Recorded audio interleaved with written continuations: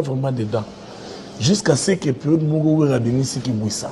Parce qu'on a eu Blandine Pembe, 13 ans, ce qu'on a eu à Miromi. Miromi, a fini à Galiwa, hein? Moi, il y a 5 ans, bien. Non, mais c'est une émission, je parle avec toi. Je parle avec toi. Voilà. On voit vraiment que vous n'avez pas oublié les paroles. Les paroles, les côtes éthicales. Je dis que c'est une émission, je parle avec toi. D'accord. Alors, je me suis dit, hein? Donc, Naï, Nabongoli Mutema, Natika Makambo. Donc, 13 ans, Blandine Pembe, tout ça. Parce qu'en fait, nous avons fan, il y a BCBG, mais qui bouille ça. Donc, ils ont dit, album, ouais, donc, il a dit, non. Mais on continue, on sait que non, malgré aux yeux quand même. En fait, voilà ce qu'on a quatre églises. Moi, je suis comme un frère, mais qui s'est bimi, écoute, ce qu'on a autre comme un frère.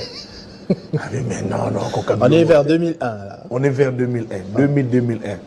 Après, une fois, je me rappelle un certain 25 décembre, tout ça, on a veillé.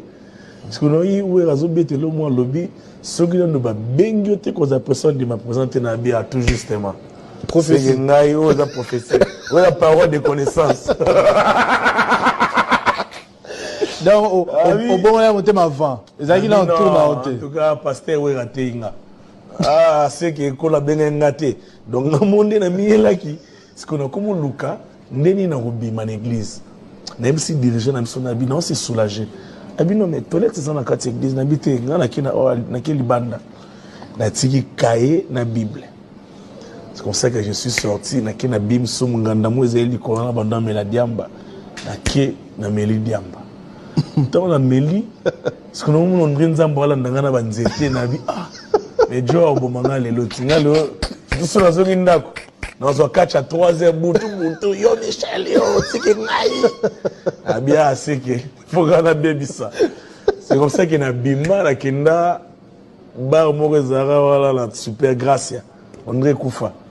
Na kena gracia na meli masanga. Pourtant masanga.